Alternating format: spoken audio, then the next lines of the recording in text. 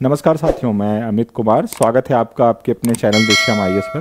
साथियों, पिछले वीडियोस में मैंने गुप्तोत्तर काल की चर्चा शुरू की थी, जिसमें दो राजवंशों की चर्चा की थी। इस एक कन्नौज का मौखरी राजवंश और एक मगध या मालवा के परवर्ती गुप्त। तो इन दो के बाद बहुत और सारे राजवंश हैं, उनको भी देख लेते हैं। यही नहीं, इसमें एक हूणों ने भी अपनी सत्ता स्थापित की थी पंजाब के रीजन में, उनको भी देखेंगे। तो सबसे पहले हम हूणों से ही शुरू करते हैं। हूण जो है एक आक्रमणकारी की तरह आए थे ये भारत। ये मध्य एशिया की एक खानाबदोश जाति थी। कुषाण जब मैं पढ़ा रहा था तो बताया था किस तरह से इन्होंने वहाँ से कुषाणों को खदेड़ दिया। फिर वो आते हैं, एक शाखा उनकी भारत की तरफ आती है और कुषाण वंश स्थापित होता है भारत में। बाद में ये लोग भी वहाँ से चलते हैं और दो शाखाओं में बढ़ते हैं। एक शाखा इनकी पश्चिमी रोम की तरफ जाती है और एक ये आक्सस नदी घाटी में आके बस जाते हैं। यही जो आक्सस नदी घाटी की शाखा थी इनकी, यही फिर भारत पर आक्रमण करती है। इनको एफ्थलाइट या श्वेत हूण कहा गया, जो आक्सस नदी घाटी के हूण थे। पहला आक्रमण जो भारतीय आक्रमण था वो स्कंद गुप्त के टाइम पे हुआ था।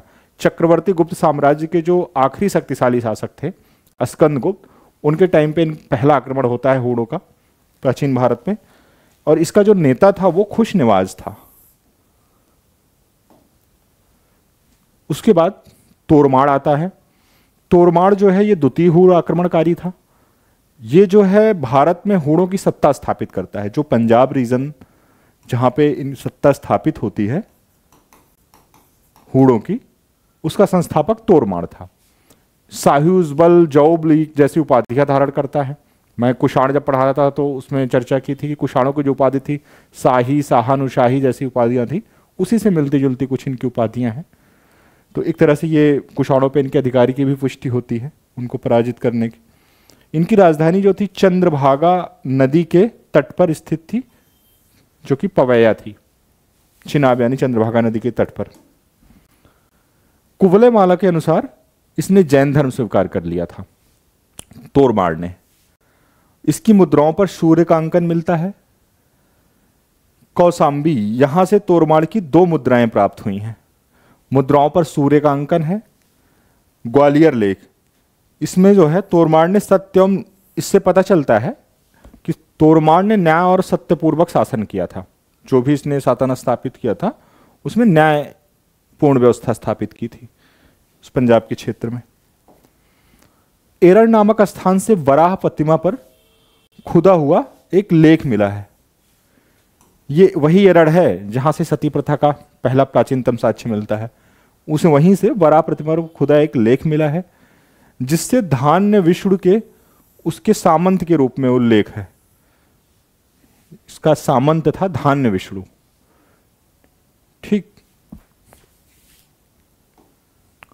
शासन क्षेत्र, तोरमाड़ ने पवैया, सियालकोट, एरड़, मालवा, मगध के क्षेत्रों को विजित किया। ये उसके शासन क्षेत्र में थे।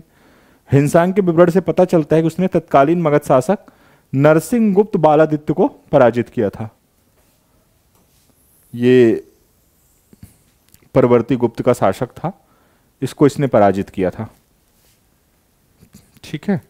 कमजोर गुप्तों के जब वो पूर्व गुप्त से शुरू होते हैं, जो कि उतने शक्तिशाली नहीं रह गए थे, तो इसको इसने पराजित कर दिया था, नरसिंह गुप्त बालादित्य को।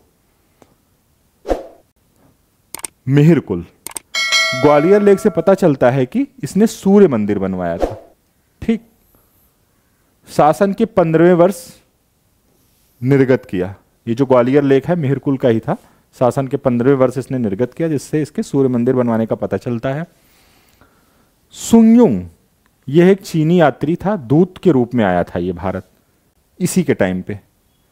मिहिरकुल था उस समय पंजाब में शासक। इसने मिहिरकुल को येठा कहा था और बताया कि इसकी जो राजधानी है वो गांधार है। इसकी राजधानी उसने गांधार बताई। किसने? सुंगयुंग ने। चीनी यात्री था। हिंसांग भी इसका वर्णन करता है, परंतु वो इसकी राजधानी गांधार न बता के शाकल बताता है। तो इस तरह से मिहिरकुल की दो राजधानियां पता चल रही। एक सुंगयुंग के द्वारा बताई गई राजधानी जो कि गांधार है, दूसरी ह्वेनसांग द्वारा बताई गई राजधानी शाकल। कल्हड़ ने इसको विनाश का देवता कहा। जैन ग्रंथ कहता है दुष्टों में प्रथम, ऐसी सी उपाधियां थी इसकी। सिक्कों पर नंदी एवं त्रिशूल का अंकन मिलता है इसके। इससे पता चलता है कि ये शैव उपासक था, शैव धर्म को मानने वाला था। जयति वृषभ लेख मिलता है। ये सब प्रारंभिक परीक्षा के लिए उपयोगी हैं, ये तथ्य आप लोग ध्यान रखिएगा, खासकर प्रांतीय परीक्षाएं, यूपी पीसीएस बिहार। कासमास इंडिको प्लस टीज जो है एक यूनानी पादरी था। वो जो है अपनी पुस्तक क्रिश्चियन टोपोग्राफी में मिहिर कुल का वर्णन गोल्लास नाम से किया है। इसी की पुस्तक है क्रिश्चियन टोपोग्राफी, ठीक। इसमें मिहिर कुल का वर्णन इसने गोल्लास नाम से किया है। हिंसांग मिहिर कुल को पंच भारत का स्वामी कहता है, ठीक। मिहिर कुल को गुप्त शासक नरसिंह गुप्त बालादित्य ने हराया। इस बार नरसिंह गुप्त बालादित्य तोरमार से तो हारा था, ये मिहिर कुल को पराजित करता है, परंतु मां के कहने पर छोड़ दिया उसने। ये लोग बौद्ध भी थे, जो परवर्ती गुप्त शासक थे। अपनी बौद्ध नीतियों की वजह से ये युद्ध में ज्यादा विश्वास नहीं करते थे, शांतिपूर्ण और अहिंसा की नीतियों की वजह से ही शायद इसने छोड़ दिया मिहिर कुल को। मालवा के यशोधर्मन से भी ये पराजित हुआ, ठीक। इनसे भी पराजित हो रहा है। इसका उल्लेख मंदसौर प्रशस्ति में हो रहा है। मौखरी नरेश ईसार वर्मा के हरहा लेख से पता चल रहा है कि ये भी इनको पराजित किए थे, ठीक। तो ज्यादातर हूण आप देखेंगे अभी आगे भी चल के, ज्यादातर इनको पराजय का ही सामना करना पड़ता था, लेकिन इन्होंने भारत की राजनीतिक और आर्थिक स्थिति को अस्थिर कर दिया था। हर्षचरित में प्रभाकर वर्धन को हूण हरिण केशरी कहा गया है। बाणभट्ट के हर्षचरित्र में प्रभाकर वर्धन को, जो कि पुष्यभूति वंश का शासक था, उसने हूणों को पराजित किया था, इसलिए उसको हूण हरिण केसरी कहा गया है। राजपूत और हूण, किन किन राजपूतों से इनके संघर्ष हुए ये देखते हैं। पाल शासक देवपाल के बादल अभिलेख से पता चलता है, वो कहता है कि मैं देवपाल को हूणों के दर्प को चूर करने वाला कहा गया है इसमें बादल अभिलेख में, यानी कि देवपाल से भी ये पराजित हुए। राजपूत काल में हूणों का प्रथम उल्लेख जो हुआ है वो गुर्जर प्रतिहार शासक महेंद्रपाल प्रथम के ऊदा लेख, ऊषा लिख दिया गया है यहां, ऊदा लेख, ऊदा लेख में मिलता है, ठीक। परमार शासक सियक द्वितीय तथा उसके पुत्र मुंज तथा सिंधुराज ने भी हूणों को परास्त किया। जितने राजपूत शासक यहां पे नाम मिल रहा है सब ने हूणों को पराजित ही किया है, पराजित नहीं हुआ है कोई, ठीक। सियक द्वितीय, मुंज, सिंधुराज, तीनों परमार शासकों ने। कलचुरी नरेश कर्ण ने भी हूणों को पराजित किया। खैरा लेख से पता चलता है कि कर्ण ने हूण वंशी कन्या अवल्ला देवी के साथ विवाह किया था। कलचुरी नरेश कर्ण ने हूण नरेश की कन्या आवल्ल देवी से विवाह किया, और इसका वर्णन मिलता है खैरा लेख में, ठीक। हूणों का प्रभाव राजनीतिक, आर्थिक, सामाजिक, सांस्कृतिक तीनों स्तरों पर प्रभाव पड़ा। राजनीतिक प्रभाव की बात करें अगर, तो सबसे पहले तो इन्हें गुप्त राजवंश को कमजोर किया, गुप्त राजवंश को कमजोर किया, ठीक। उसके अलावा पंजाब में, पंजाब के रीजन में उन्होंने अपनी सत्ता स्थापित की कुछ समय के लिए, ठीक। और अगर और कुछ प्रभावों की बात की जाए तो इन्होंने जो है अस्थिर कर दिया राजनीतिक रूप से उस समय के भारत को।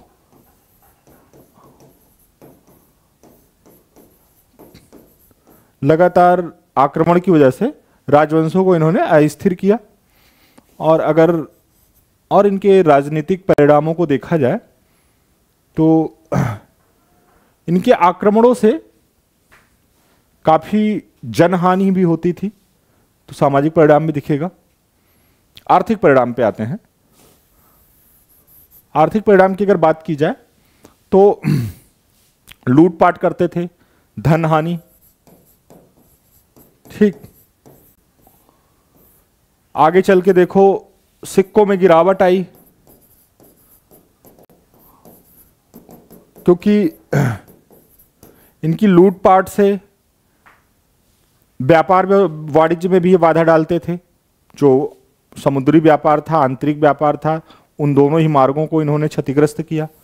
ठीक इसी का परिणाम था। आप देखेंगे कि स्कंदगुप्त के काल में सिक्कों में गिरावट आ रही है, आर्थिक ह्रास दिखाई दे रहा है। तो व्यापारिक मार्ग बाधित किया इन्होंने, आक्रमण कर देते थे, व्यापारिक मार्गों पर लूटपाट करते थे। ठीक,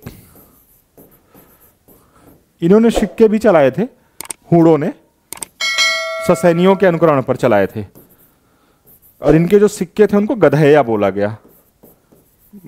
भारतीय उसे गधैया कहते थे, इनके जो इन लोगों ने सिक्के चलाए थे हूणों ने। ठीक है,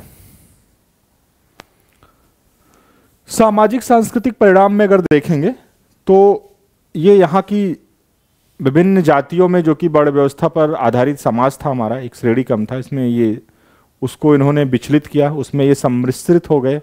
इवन कर्नल टार्ड कहते हैं कि जो राजपूत हैं वो हूणों की ही संतान है। कर्नल टार्ड राजपूतों को हूण ही मानते हैं। ठीक, तो सम्मिश्रण दिखाई देता है। कुल मिलाकर इनका जो प्रभाव रहा हूणों का भारत की राजनीतिक, सामाजिक, आर्थिक स्तर पर नकारात्मक ही रहा। बहुत सारे राजवंश विदेशी आए, जैसे शक आए, कुषाण आए। कुषाणों ने तो यहाँ पे बहुत सारी सांस्कृतिक देने भी हैं उनकी, यहाँ पे उन्होंने एक प्रशासनिक व्यवस्था स्थापित की, लेकिन इनके कोई सकारात्मक योगदान नहीं दिखाई देते हैं हमें उन शासकों की तरह। इन सबके ज़्यादातर नकारात्मक योगदान ही रहे। लेकिन अच्छी बात ये रही कि ये अपने यहाँ पैर जमा नहीं पाए। कुछ ही समय के बाद इनके राजवंश नष्ट हो जाते हैं, पराजित ही होते हैं ज़्यादातर, और ये भारत से चले जाते हैं।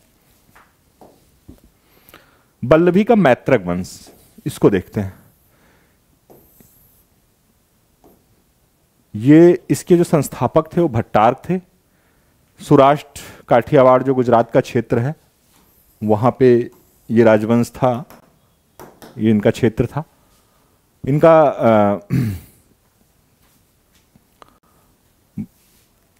भट्टारक जो राजवंश थे, इनकी एक हम देख लेते हैं। संस्थापक भट्टारक था, उसके बाद धरसेन आता है। इन लोगों ने महाराजा धीराज की उपाधियां धारण नहीं की थी, ये अपने आप को सेनापति कहते थे, भट्टारक और धरसेन। उसके बाद द्रोण सिंह जो था, इसने जो है महाराजा अथवा महासामंत की उपाधि धारण की, द्रोण सिंह ने। तो माना जाता है कि वास्तविक जो इनका स्वतंत्रता का जन्मदाता था वो द्रोण ही था, तब शक्तिशाली शासक था ये। उसके बाद ध्रुवसेन प्रथम आता है। गुहसेन लेकिन जो था ये पहला स्वतंत्र शासक था जो पूर्ण रूप से एक स्वतंत्र होकर अपनी सत्ता को स्थापित करता है। गुहसेन, ये ध्रुवसेन प्रथम के बाद आता है। इसका एक और शासक था शिलादित्य। ह्वेनसांग इसके शासन की प्रशंसा करता है। बौद्ध मंदिर का इसने निर्माण कराया। प्रत्येक वर्ष धार्मिक समारोह करवाता था ये। ठीक, शिलादित्य के काल में ह्वेनसांग आया था जो इसके शासन की प्रशंसा करता है।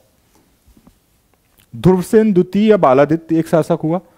ये हर्ष का समकालीन था, हर्ष का दामाद भी था ये। उसके बाद धरसेन चतुर्थ होता है। ये मैत्रक वंश का प्रथम शासक था जिसने परम भट्टारक, महाराजा धीराज, परमेश्वर, चक्रवर्ती जैसी उपाधियां धारण की। ठीक, कहने का मतलब यह था कि ये मैत्रक वंश का पहला ऐसा शासक था कि जिसने इस तरह की उपाधियां धारण की जो कि एक बड़े राजा की उपाधियां होती थी। महाकवि भट्टी इसके दरबार में रहता था।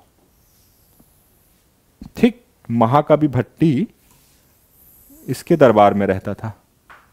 किसके? धरसेन चतुर्थ के दरबार में रहता था। धरसेन चतुर्थ पहला शासक था इसके मैत्रक वंश का जिसने परम भट्टार्क, महाराजाधिराज, परमेश्वर या चक्रवर्ती जैसी उपाधियां धारण की थी। ठीक, इसके पहले आप देखते हैं कि घोसेन जो था ये पहला शासक था जिसने स्वतंत्र शासक के रूप में व्यवहार किया। इसके पहले कि आप देखिए जो इनकी उपाधियां मिलती हैं, सबसे पहले सेनापति की उपाधि भट्टार्क धरसेन, उसके बाद द्रोण सिंह महाराजा अथवा महासामंत, यानी कि बस ये बता रहे हैं कि हम बड़े सामंत हैं, लेकिन एक बड़े राजा नहीं है कि जिसके अधीन बहुत सारे सामंत हों।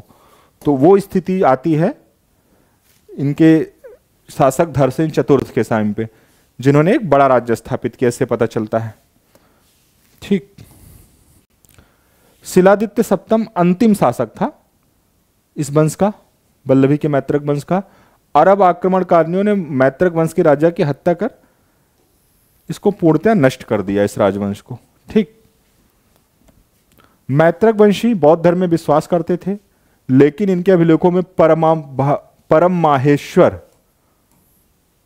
जैसी उपाधियां मिलती हैं, तो इससे पता चलता है कि शैव उपासक भी रहे होंगे।